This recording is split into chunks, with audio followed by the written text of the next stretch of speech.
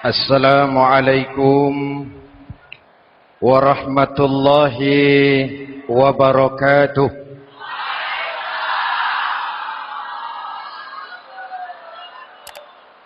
Alhamdulillahi rabbil alamin. Wassalatu wassalamu ala asyrafil mursalin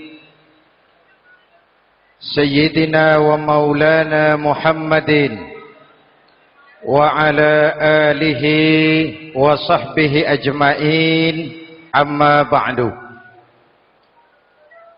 Saudara-saudara kaum muslimin yang berbahagia, hadirin, kesempatan malam ini saya ingin cerita akhirat saja. Sudah pernah ke akhirat belum? Mau? Kalau mau saya daftar, besok berangkat. Salah satu rukun iman yang 6, percaya kepada adanya akhirat. Satu saat alam ini akan hancur sehancur-hancurnya. Bumi, gempa, gunung meletus, air laut tumpah ke darat. Planet-planet bertabrakan, halilintar menyambar, angin topan bertiup. Semua yang bernama hidup mati, itu kiamat. Lalu kita akan dibangkitkan di padang mahsyar, dibangkitkan dari kubur kita masing-masing. Dan subhanallah, pada saat bangkit dari kubur itu, keadaan muka kita ini menurut satu riwayat berubah menurut amalan kita masing-masing. Jangan heran nanti ada yang dibangkitkan dari kuburnya itu mukanya berubah jadi muka tikus. Hebat sekali, badannya badan manusia, tangannya tangan manusia, mukanya muka tikus. Sebab apa? Sebab waktu di dunia amalannya amalan tikus. Apa amalan tikus itu? Suka menggeragoti barang yang disimpan rapi-rapi.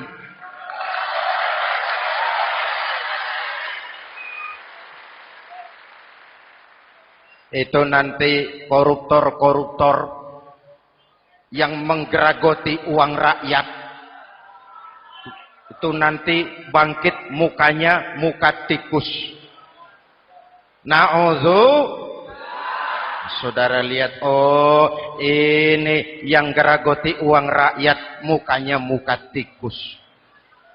Ada lagi yang bangkit dari kubur, mukanya itu berubah jadi muka harimau. Kenapa? Waktu di dunia amalannya amalan harimau. Apa harimau itu? Mau menang sendiri, keras kepala, kupeh. Di mana ada hutan, rajanya pasti harimau. Padahal hutan belum pernah bikin pemilihan umum. Betul?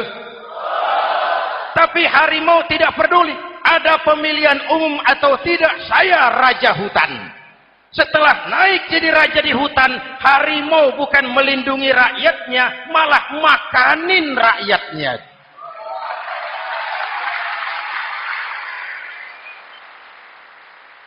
Orang-orang yang mau benar sendiri. Ada lagi yang bangkit dari kubur gagah, mukanya muka ketek.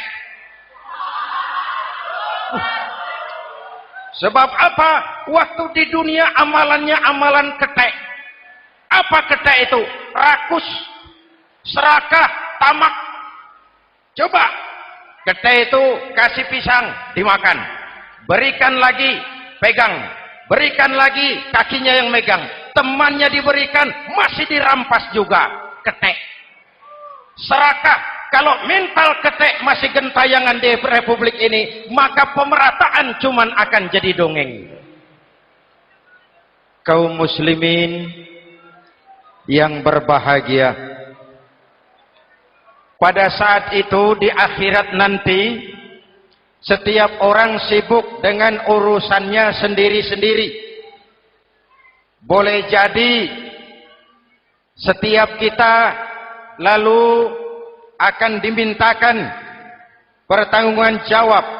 Boleh jadi orang tua tidak sempat lagi mengingat anaknya, saudara tidak lagi sempat memikirkan saudaranya. Tiap orang akan dimintakan pertanggungjawaban jawab. Dalam kondisi seperti itu, Rasulullah mengajarkan sab'atun yudhilluhumullahu yawma la dhilla illa zilluh. Ada 7 golongan manusia yang di akhirat nanti akan langsung mendapat perlindungan dari Allah Subhanahu wa taala. Orang lain sibuk, dia tenang. Orang lain resah dan gelisah, dia ayem. Kenapa? Mendapat perlindungan dari Allah. Sebab ketika di dunia ia memberikan perlindungan kepada orang banyak. Siapa mereka? Mudah-mudahan kita termasuk salah satu di dalamnya. Mencari perlindungan Allah lebih-lebih dalam situasi sekarang ini. Pertama, imamun adil yang akan mendapat perlindungan langsung dari Allah adalah pemimpin yang adil. Sebab apa? Pemimpin yang adil melindungi banyak rakyat, maka pantas di akhirat dilindungi oleh Allah Subhanahu. Kita ini kan zon politikan. Kita ini makhluk yang tidak mungkin hidup sendiri-sendiri. Untuk melaksanakan hajat bersama, kita memerlukan pemimpin. Memilih pemimpin itu tidak sulit. Dalam fikih, ketika sholat, itu dijelaskan bagaimana cara memilih imam. Siapa yang diangkat jadi imam? Pertama, a'lamuhum. Orang yang paling alim di kampungmu siapa? Angkat jadi imam. Yang paling alim, paling menguasai persoalan, sehingga bisa membawa bangsa keluar dari kesulitan. Pemimpin yang bisa menyelesaikan masalah, bukan yang menimbulkan masalah.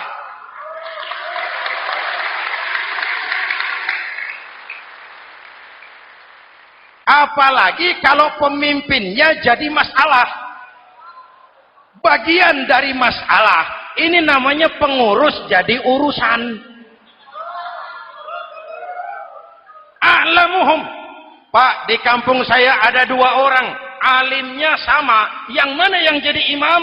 Afsahuhum, yang lebih fasih lidahnya, yang paling pandai menyuarakan aspirasi rakyatnya, punya sense of crisis. Yang satu alim tapi pelo, yang satu alim tidak pelo, yang tidak pelo jadi imam. Kenapa tidak sah orang fasih bermakmum kepada imam pelo? Pak, ini imam pelo, makmum pelo semua, sah. Namanya kampung pelo. Aduh Pak, ini 2 orang alimnya sama, fasihnya sama. Yang mana yang jadi imam? Aktsaruhum sinnan, yang lebih tua umurnya, senioritas baru dihitung. Lahirnya bareng Pak.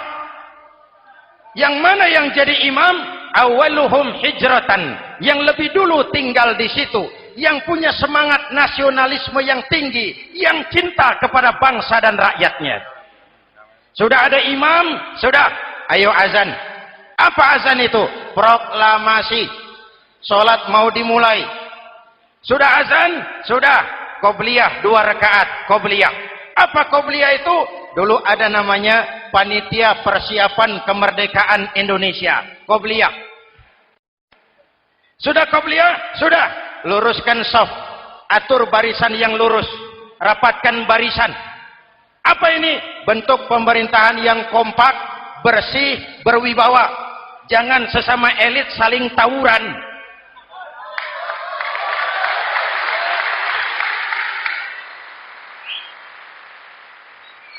Luruskan shaf. Lalu shaf yang terdepan hendaknya diisi orang yang sedikit alim. Tidak perlu alim betul, sedikit alim. Maksudnya apa? Kalau imam keliru dia bisa tegur. Kalau imam salah dia bisa tegur. Kalau imam batal dia bisa gantikan. Ini wakil-wakil makmum. DPR, DPRD. wakil-wakil makmum. Sudah, ayo imam pimpin sholat. Sepakati dulu kita mau sholat apa, rakaatnya berapa, surah yang mau dibaca apa, pakai sujud tilawah apa tidak, supaya makmum tidak kaget-kagetan. Rakyat harus dikasih tahu pemimpinnya mau kemana, visinya apa, supaya makmum ikutnya ikhlas. Jelas? Hadirin yang saya hormati, kita memerlukan pemimpin yang adil, yang menaungi rakyatnya, sehingga dengan demikian nanti mereka akan dinaungi langsung oleh Allah Subhanahu.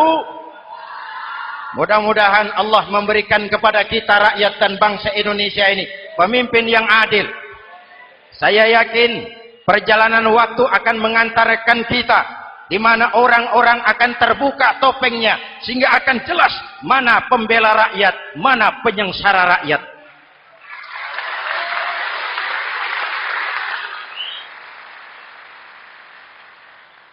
Lalu sebenarnya tiap kita ini kan pemimpin. Pak Lurah pemimpin di kelurahannya, Pak Camat pemimpin di kecamatannya, kepala suami pemimpin di rumah tangganya, anak muda pemimpin bagi dirinya, dan setiap kita akan dimintakan pertanggunggan jawab tentang apa yang kita pimpin. Marilah setiap kita berusaha menjadi pemimpin yang adil. Satu. Yang kedua, syab nasya'a fi ibadatillah, anak muda yang tekun beribadah kepada Allah. Amin. Remaja adalah masa depan kita semua. Akan bagaimana Republik Indonesia, bahkan akan bagaimana Islam di Republik Indonesia 20, 30, 40 tahun yang akan datang, anak-anak kita jawabannya. Jelas? Maka menghancurkan Islam tidak usah menyegel masjid, tidak usah menutup pesantren, tidak perlu melarang pengajian. Cukup dengan meracuni remaja dan pemuda Islam, menjauhkan mereka dari agama dan ulama. Kalau mereka sudah jauh dari agama dan ulama, tinggal menunggu pergantian generasi.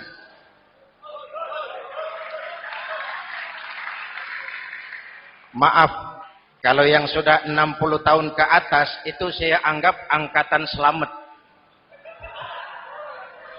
Generasi tanda seru. Insya Allah mantap akidahnya, tidak goyah imannya.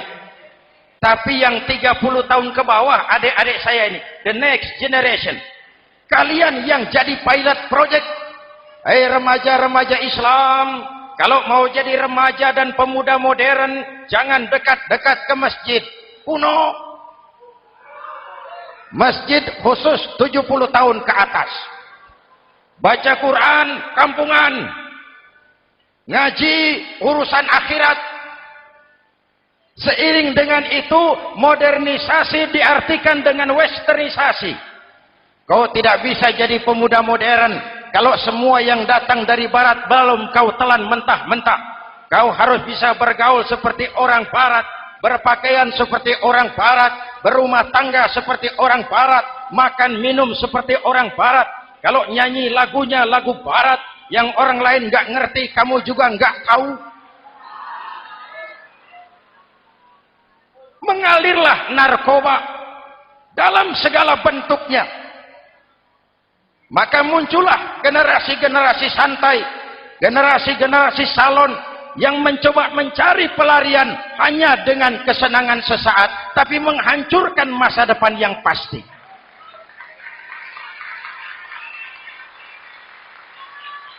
Maka mengalirlah free love, free sex, Samenleben, hidup bersama di luar nikah alias kumpul. Ya sama saja, kumpul kebo, kumpul embek itu sama.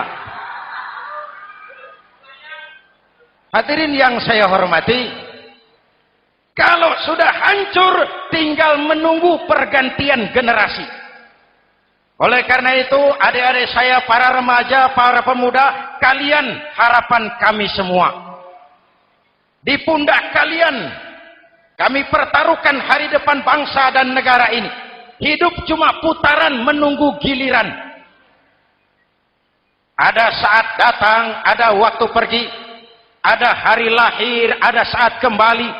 Ada hari dilantik, ada saat untuk menyerahkan jabatan. Hidup cuma sekadar menunggu giliran. Karena itu kepada kalian saya ingatkan satu ucapan orang bijak.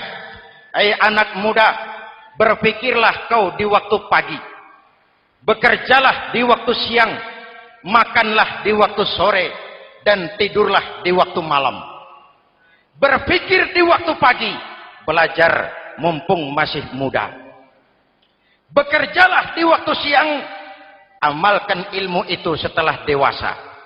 Makanlah di waktu sore. Hari tua tinggal menikmati hasilnya. Tidurlah di waktu malam. Matilah dengan tenang. Kalau pagi kau tidak berpikir, nanti siang kau tidak akan bisa bekerja. Kalau siang tidak kerja, nanti sore mau makan apa?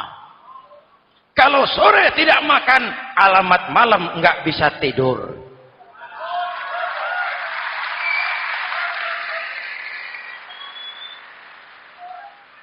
Kalau waktu remaja, waktu muda maunya santai-santai saja, dewasanya bingung.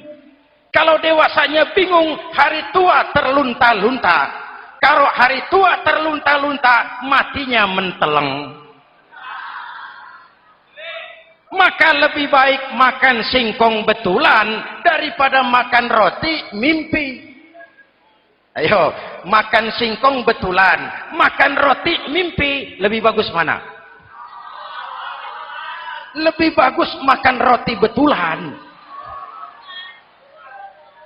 Kalau perlu, lebih baik sekolah sambil dagang koran, sekolah sambil parkir mobil, sekolah sambil semir sepatu, daripada petatang peteteng tanpa prospek hari depan yang ada artinya.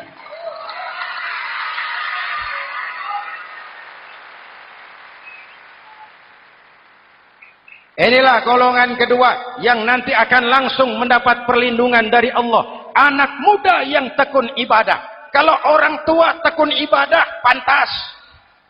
Orang tua rajin ibadah, tidak istimewa. Masya Allah Pak, itu orang tahajudnya hebat, wirid yasinnya mantap, puasanya luar biasa, zikirnya mantap. Umurnya berapa? 70. Wajar. Lalarwi sanjo. Sudah larut senja. Kalau 70 masih jadi preman, kapan taubatnya? Tapi kalau ada anak muda, darahnya masih mengalir dengan panas, keinginannya masih sejuta khayal, dia bisa salurkan di jalan Allah, itu amat disukai Allah, dan itu akan mendapat perlindungan langsung dari Allah Subhanahu. Hadirin kaum muslimin di seluruh tanah air yang saya cintai, sekarang kita sampai kepada golongan ketiga yang nanti dinaungi Allah. Itu siapa? Rajulun qalbuhu mu'allaqun bil masajid. Seseorang yang hatinya selalu terpaut kepada masjid. Masjid memang tempat melaksanakan sholat, tapi lebih dari itu dia adalah pusat kegiatan umat. Umat Islam dengan masjid seperti ikan dengan air, tidak boleh berpisah. Sehingga ada hadis qudsi mengajarkan, inna buyuti fil ardil masajid wa inna zuwari fiha ummaruha. Rumahku di permukaan bumi adalah masjid. Orang-orang yang memakmurkan masjid adalah tamuku. Dari masjidlah terpancar semangat silaturahmi. Dan itu yang sangat kita perlukan sekarang. Di tengah-tengah kerentanan kita sebagai bangsa, masjid harus jadi lem perekat. Di sini siapapun yang datang mengucapkan assalamualaikum. Betul? Menebarkan salam, menebarkan rasa damai, bersalaman. Kata Nabi, ma min muslimaini yaltaqiyani fayatasafahani illa ghafarallahu dzunubahuma. Apabila dua orang Islam bertemu lalu bersalam-salaman, Allah akan menghapuskan dosa yang terjadi di antara kedua orang itu. Bangsa kita sedang rentan perpecahan. Benih-benih disintegrasi bertebaran di mana-mana. Maka mari kita kembali ke masjid untuk menyusun semangat kebersamaan, meluruskan saf, merapatkan barisan, dan menerjemahkannya di luar masjid. Ini ada kaitannya dengan faktor yang keempat, yang langsung dilindungi Allah. Siapa mereka? Rajulani tahabba fillahi ijtama'a alaihi wa tafarraqa alaihi. Dua orang yang bersaudara, bertemu karena Allah, berpisah karena Allah. Itu akan dilindungi langsung oleh Allah di hari akhirat nanti. Dua orang bersaudara, bertemu karena Allah, berpisah pun juga karena Allah. Tadi dalam perjalanan ke sini, saya melalui sebuah desa. Masih ada sisa-sisa tawuran antar desa. Saya tidak sebutkan desanya, itu rahasia perusahaan. Saya cuma prihatin, siapa lawan siapa? Siapa yang kita bakar rumahnya? Siapa yang kita sambiti dengan batu? Siapa yang kita rugikan? Padahal urusannya kadang-kadang sepele. Di satu desa misalnya, cuma urusan kaset jadi tawuran antar desa. Ini kan hal yang sangat sepele. Padahal Nabi mengajarkan dengan keras, kalau dua orang Islam saling bertengkar, al-qatil wal maktul finnar. Yang membunuh dan yang dibunuh, dua-duanya neraka. Sahabat bertanya, ya Rasul, kalau yang membunuh masuk neraka, pantas.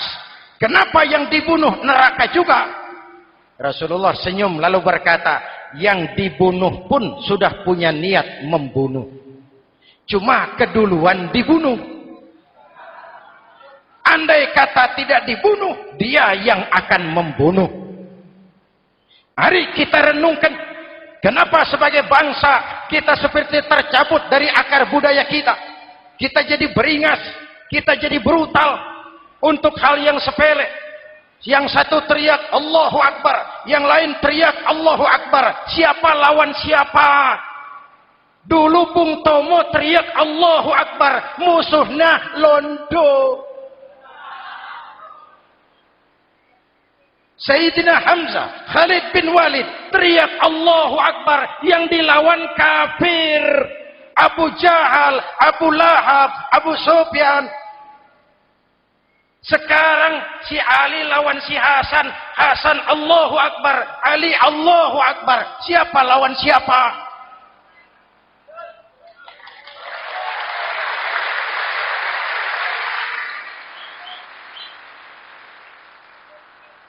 Kenapa kita jadi begitu mudah menggunakan nama Tuhan untuk melampiaskan ambisi pribadi?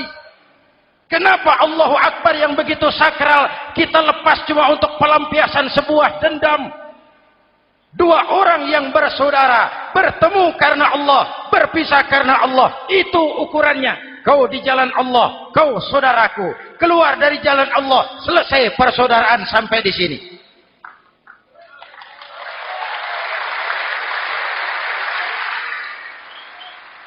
Hadirin, lewat mimbar ini saya kembali menekankan, mari kita pelihara kerukunan.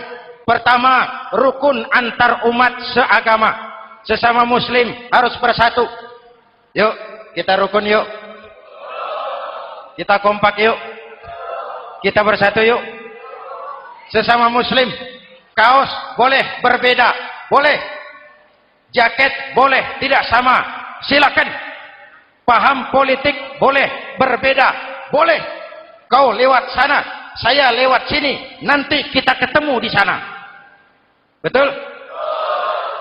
Mari lapang dada menerima perbedaan, tetapi mengarah kepada satu tujuan yang sama. Walaupun bineka, kita ini tunggal. Seperti dilatih di masjid ini. Dua orang yang bersaudara, bertemu karena Allah, berpisah karena Allah.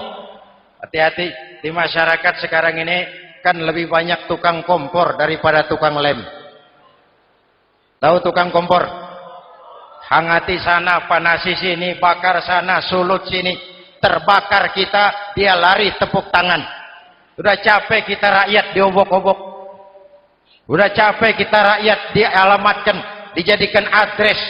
Semua kalau pidato demi rakyat, untuk rakyat, buat rakyat, padahal nggak pernah kenal sama rakyat.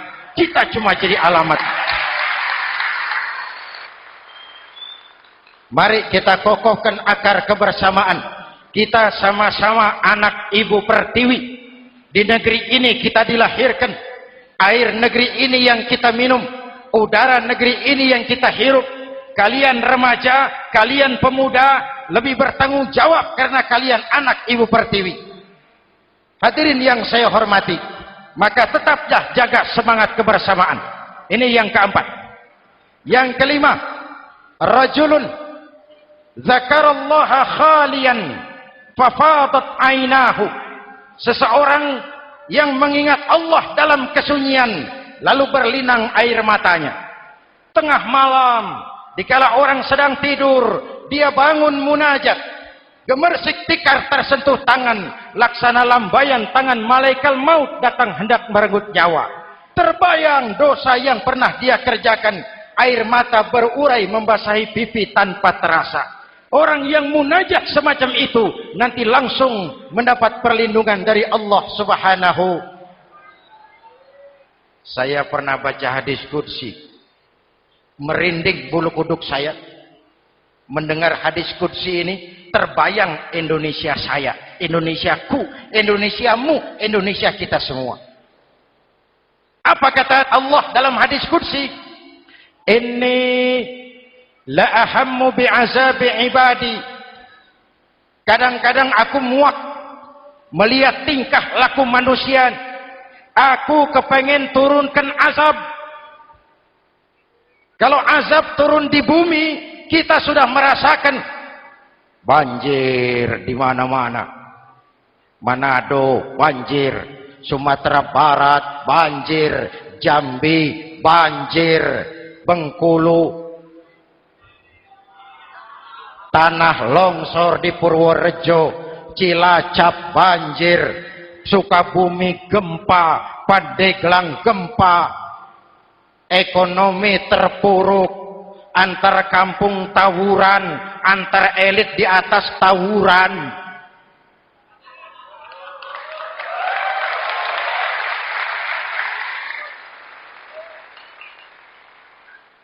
Hutang numpuk. 40% APBN kita ini sekarang cuma untuk bayar hutang. Itu pun dengan asumsi dolar 7.000, 9.000, artinya sekitar 50% APBN kita untuk bayar hutang. Untungnya sekarang ini yang agak menolong, harga minyak membaik di pasaran internasional. Hadirin yang saya hormati, ini lagi ngomong apa saya sih? Aku pengen turunkan azab, tetapi kata Allah, ketika aku melihat orang-orang tua yang sujud di keheningan malam, bayi-bayi tanpa dosa masih menyujud.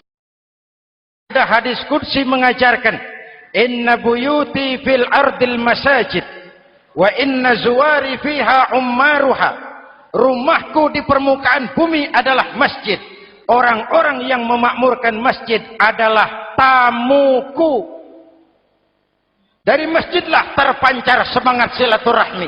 Dan itu yang sangat kita perlukan sekarang.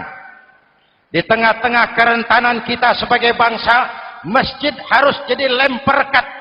Di sini siapapun yang datang mengucapkan assalamualaikum. Betul? Menebarkan salam, menebarkan rasa damai, bersalaman. Kata Nabi, ma min muslimaini yaltaqiyani fayatasafahani illa ghafarallahu dzunubahuma. Apabila dua orang Islam bertemu lalu bersalam-salaman, Allah akan menghapuskan dosa yang terjadi di antara kedua orang itu. Bangsa kita sedang rentan perpecahan. Benih-benih disintegrasi bertebaran di mana-mana. Maka mari kita kembali ke masjid untuk menyusun semangat kebersamaan, meluruskan saf, merapatkan barisan, dan menterjemahkannya di luar masjid. Ini ada kaitannya dengan faktor yang keempat, yang langsung dilindungi Allah. Siapa mereka? Rajulani tahabba fillahi ijtama'a alaihi wa tafarraqa alaihi. Dua orang yang bersaudara, bertemu karena Allah, berpisah karena Allah. Itu akan dilindungi langsung oleh Allah di hari akhirat nanti. Dua orang bersaudara, bertemu karena Allah, berpisah pun juga karena Allah. Tadi dalam perjalanan ke sini, saya melalui sebuah desa. Masih ada sisa-sisa tawuran antar desa. Saya tidak sebutkan desanya, itu rahasia perusahaan. Saya cuma prihatin, siapa lawan siapa? Siapa yang kita bakar rumahnya? Siapa yang kita sambiti dengan batu? Siapa yang kita rugikan? Padahal urusannya kadang-kadang sepele. Di satu desa misalnya, cuma urusan kaset jadi tawuran antar desa. Ini kan hal yang sangat sepele. Padahal Nabi mengajarkan dengan keras, kalau dua orang Islam saling bertengkar, al-qatil wal maktul finnar. Yang membunuh dan yang dibunuh, dua-duanya neraka. Sahabat bertanya, ya Rasul, kalau yang membunuh masuk neraka, pantas. Kenapa yang dibunuh neraka juga? Rasulullah senyum lalu berkata, yang dibunuh pun sudah punya niat membunuh. Cuma keduluan dibunuh. Andai kata tidak dibunuh, dia yang akan membunuh. Mari kita renungkan, kenapa sebagai bangsa kita seperti tercabut dari akar budaya kita. Kita jadi beringas, kita jadi brutal untuk hal yang sepele. Yang satu teriak Allahu Akbar, yang lain teriak Allahu Akbar. Siapa lawan siapa? Dulu Bung Tomo teriak Allahu Akbar, musuhnya londo. Sayyidina Hamzah, Khalid bin Walid teriak Allahu Akbar, yang dilawan kafir. Abu Jahal, Abu Lahab, Abu Sufyan. Sekarang si Ali lawan si Hasan, Hasan Allahu Akbar, Ali Allahu Akbar. Siapa lawan siapa?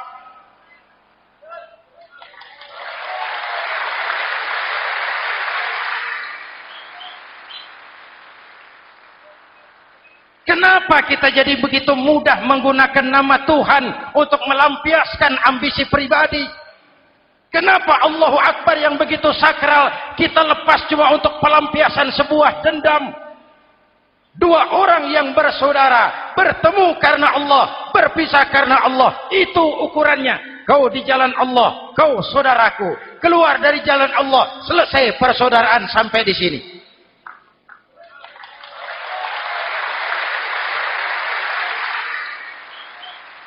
Hadirin, lewat mimbar ini saya kembali menekankan, mari kita pelihara kerukunan.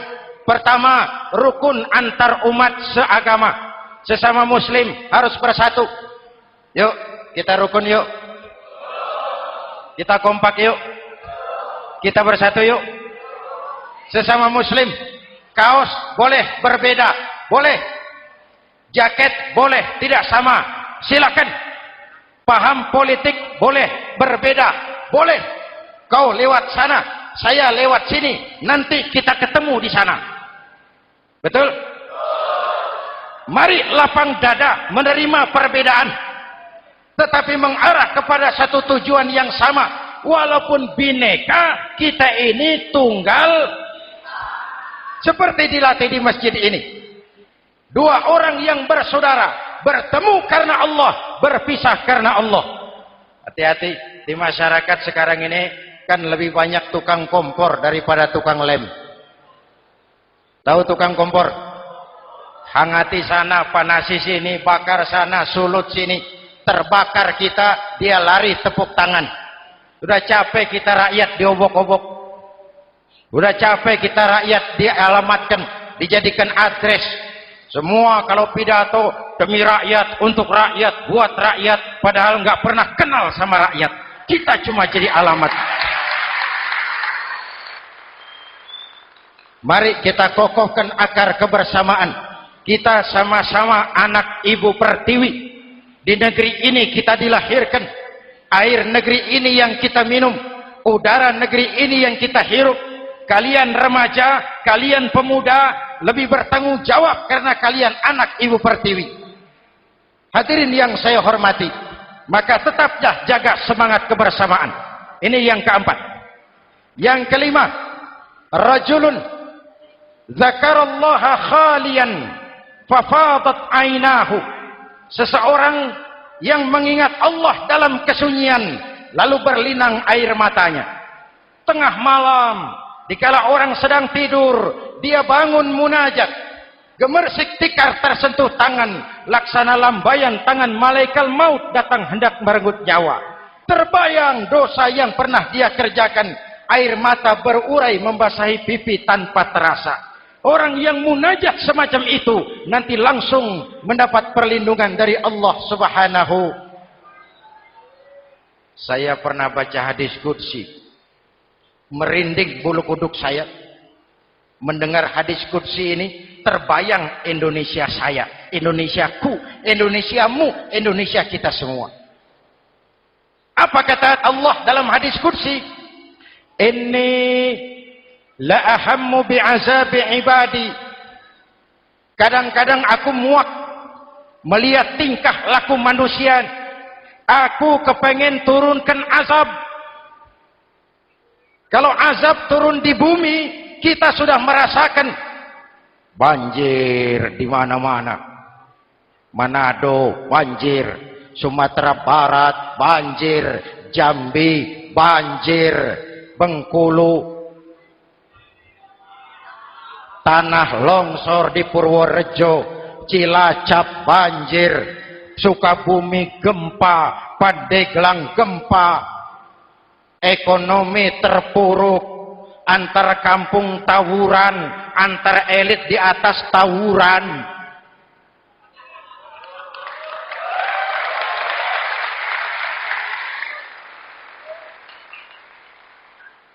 Hutang numpuk. 40% APBN kita ini sekarang cuma untuk bayar hutang. Itu pun dengan asumsi dolar 7.000, 9.000, artinya sekitar 50% APBN kita untuk bayar hutang. Untungnya sekarang ini yang agak menolong, harga minyak membaik di pasaran internasional. Hadirin yang saya hormati, ini lagi ngomong apa saya sih? Aku pengen turunkan azab, tetapi kata Allah, ketika aku melihat orang-orang tua yang sujud di keheningan malam, bayi-bayi tanpa dosa masih menyusu, binatang ternak melata mencari makan, murkaku surut, azab aku tarik kembali. Ayo renungkan hadis ini. Allah mau marah nggak jadi, azab ditarik, kesulitan diangkat, pertolongan datang, ada yang meredam murka Allah. Allah mau marah nggak jadi. Kenapa?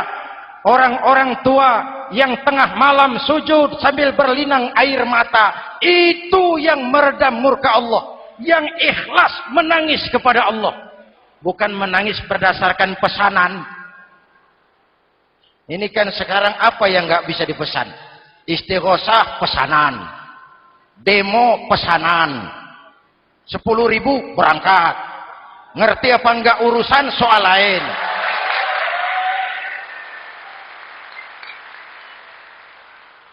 Jadi bukan demonstran, pekerja demo. Orang tua yang ikhlas nangis kepada Allah di keheningan malam, kita hutang jasa kepada orang-orang tua yang ikhlas seperti itu. Itu yang menjaga keselamatan bangsa. Allah mau murka nggak jadi. sepanjang masih banyak orang-orang tua yang sujud di tengah malam. Amin. Yang kedua, bayi tanpa dosa masih menyusu. Tanpa dosa. Binatang melata mencari makan. Sekarang bagaimana kesulitan, gak mau panjang. Mengamalkan hadisnya terbalik. Yang disuruh itu orang tua tengah malam sujud. Bayi tanpa dosa nyusu. Sekarang ini orang tua tengah malam nyusu. Bayi tanpa dosa dibuang ke tempat sampah. Akibat pergaulan bebas, bayi tanpa dosa dibuang ke tempat sampah. Orang tua tengah malam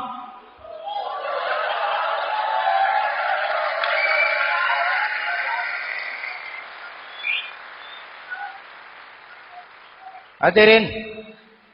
Yang keenam, rajulun da'athum ra'atun zatu mansibin wa jamalin ila nafsiha faqala inni akhafu Allah rabbal alamin.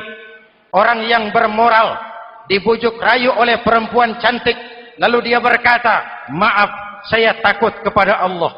Orang bermoral yang merasakan kehadiran Allah dekat dalam hidup. Umpama waktu puasa, saudara sholat zuhur. Sebelum sholat saudara berwudu. Ketika berkemur saudara korupsi. Sedikit airnya saudara minum. Jangankan polisi, teman wudu sebelah pun tidak tahu kalau waktu berkemur saudara korupsi. Kenapa kita tidak mau melakukan? Ada rasa malu kepada Allah. Ini yang perlu kita tumbuh kembangkan. Rasa malu kepada Allah subhanahu wa ta'ala. Yang ketujuh, rajulun tasaddaqa bi sadaqatin fa akhfaha. Orang yang bersedekah lalu disembunyikan sehingga tangan kiri tidak tahu apa yang diberikan oleh tangan kanan.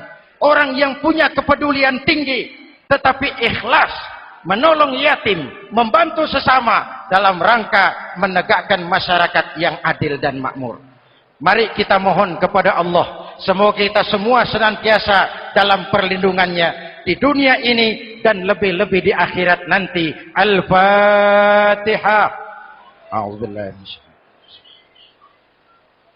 Siratal ladzina an'amta 'alaihim ghairil maghdubi 'alaihim waladdallin. Amin.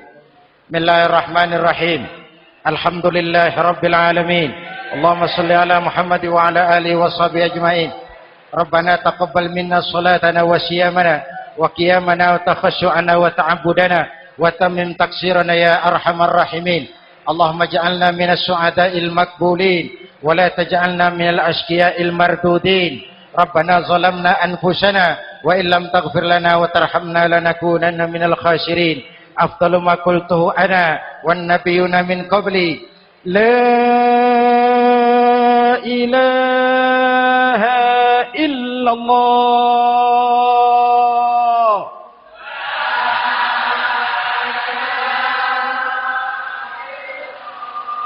La ilaha illallah.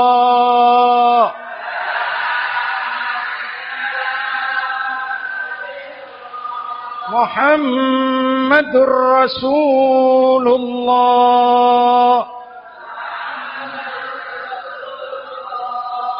Kalimatu haqqin 'alaiha nahya wa 'alaiha namut wa 'alaiha nubashu insyaallah minal aminin. Wa akhiru da'wana alhamdulillahi rabbil alamin. Assalamualaikum warahmatullahi wabarakatuh.